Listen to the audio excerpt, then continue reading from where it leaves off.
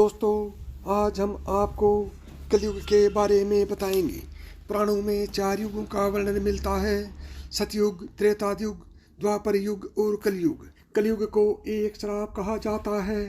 पर क्या आपको पता है कि पृथ्वी पर कलयुग कैसे आया, कैसे कलयुग की शुरुआत हुई? आइए हम बताते हैं आपको। जब धर्मराज युधिष्ठिर अपना पूरा राजपाट परीक्षित को सौंपकर अन्य पांडवों और द्रौपदी समेत महाप्रयाण हेतु हिमालय की ओर निकले गए थे, उन दिनों स्वयं धर्म बैल का रूप लेकर गाय के रूप में बैठी पृथ्वी देवी से सरस्वती नदी के किनारे मिले। गाय रूपी पृथ्वी के नयन आंसू से भरे हुए थे, उनकी आंखों में आंसू बह रहे थे। पृथ्वी को दुखी देख धर्म ने उनसे उसकी परेशानी का कारण पूछा। धर्म ने कहा, देवी, तुम ये देख कर तो नहीं रो रही कि मेरा बस एक पैर है, या तुम इस बात से दुखी हो कि अब तुम्हारे ऊपर बुरी ताकतों का शासन होगा? इस सवाल पर पृथ्वी बोली, हे धर्म, तुम तो सब कुछ जानते हो, ऐसे में मेरे दुख का कारण पूछने से क्या लाभ है? सत्य, पवित्रता, दया, संतोष, त्याग, शास्त्र, विचार, ज्ञान, शौर्य, कौशल, स्वतंत्रता, कोमलता, धैर्य, साहस, उत्साह, कीर्ति, गौरव, अहंकार आदि गुणों के स्वामी भगवान श्री कृष्ण के सब धाम जाने की वजह से कलयुग ने मुझ पर कब्जा लिया है। पहले भगवान कृष्ण के चरण मुझ पर पड़ते थे, जिसकी वजह से मैं खुद को सौभाग्यशाली मानती थी, परंतु अब ऐसा नहीं है। अब मेरा सौभाग्य समाप्त हो गया है। धर्म और पृथ्वी आपस में बात कर ही रहे थे कि इतने में असुर रूपी कलयुग वहां आ पहुंचा और बैल और गाय रूपी धर्म और पृथ्वी को मारने लगा। जब परीक्षित वहां से गुजर रहे थे, जब उन्होंने यह दृश्य अपनी आंखों से देखा तो कलयुग पर बहुत क्रोधित हुए। अपने धनुष बाण रखते हुए राजा परीक्षित ने कलयुग से कहा, दुष्ट पापी, तू कौन है?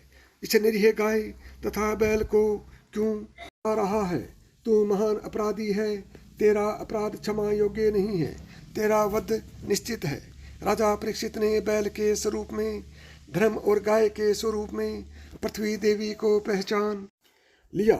परीक्षित राजा ने उनसे कहा, आप धर्म के मर्म को भली भांति जानते हैं, इसलिए आप किसी के विषय में गलत ना कहते हुए अपने ऊपर अत्याचार करने वाले का नाम भी नहीं बता रहे हैं। हे धर्म, सतयुग में आपके तप, पवित्रता, दया और सत्य 4 चरण थे। त्रेता में 3 चरण रह गए थे, द्वापर में 2 ही रह गए थे, और अब इस दुष्ट कलयुग के कारण आपका एक ही चरण रह गया है। पृथ्वी देवी भी इस बात से बहुत दुखी है। इतना कहते ही राजा परीक्षित ने अपनी तलवार निकाली और कलयुग को मारने के लिए आगे बढ़े। परीक्षित का क्रोध देखकर कलयुग कांपने लगा। कलयुग भयभीत होकर अपने राजसी वेश को उतार कर राजा परीक्षित के चरणों में गिर गया और क्षमा याचना करने लगा। राजा परीक्षित ने शरण में आए हुए कलयुग को मारना उचित न समझा और उससे कहा कि कलयुग, तू मेरे शरण में आ गया है, इसलिए मैं तुझे जीवन दान दे रहा हूँ, किंतु अधर्म, पाप, झूठ, चोरी, कपट, दरिद्रता आदि अनेक उपद्रवों का मूल कारण केवल तू ही है। तू मेरे राज्य से अभी निकल जा और कभी लौटकर मत आना। परीक्षित की बात को सुनकर कलयुग ने कहा कि पूरी पृथ्वी पर आपका निवास है।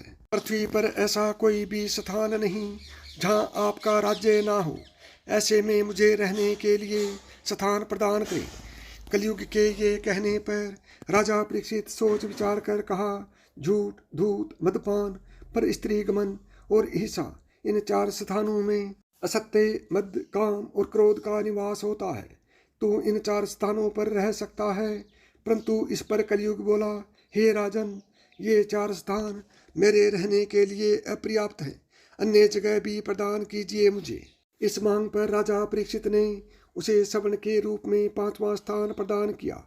सवर्ण रूपी स्थान मिलते ही कलयुग ने राजा परीक्षित के सोने के मुकुट में वास कर लिया। कलयुग इन स्थानों के मिल जाने से प्रत्यक्ष तो वहां से चला गया, किंतु कुछ दूर जाने के बाद अदृश्य रूप में वापस आकर राजा परीक्षित के स्वर्ण मुकुट में निवास करने लगा। एक बार राजा परीक्षित आखेट के लिए वन में गए। वहां मृग के पीछे दौड़ते दौड़ते उन्हें बहुत प्यास लगी। जल की खोज में वह जलाशय के निकट पहुंचे। वहां आश्रम में सामिक मुनि को ध्यान में लीन थे, इसलिए राजा का आगमन न जान सके। राजा परीक्षित ने इसे अपना अपना समझ क्रोध में आकर राजा परीक्षित से धनुष की कोर से उठाकर एक मृत सर्प मुनि के गले में डाल दिया। राजा के इस कृत्य को समीक मुनि का पुत्र देख रहा था। उसने कौशिकी नदी के तट पर जाकर हाथ में जल लेकर राजा परीक्षित को श्राप दिया। जिस प्रकार राजा ने मेरे निर्दोष पिता के गले में मृत सर्प डालकर अपमान किया है, ठीक उसी प्रकार से कलयुग का आगमन हुआ है। तो साथियों, यदि आपको यह कहानी पसंद आई हो और आप इसी तरह की कहानियाँ सुनना चाहते हैं तो अभी मेधांश की कहानियाँ यूट्यूब चैनल को सब्सक्राइब करें। जय श्री कृष्ण।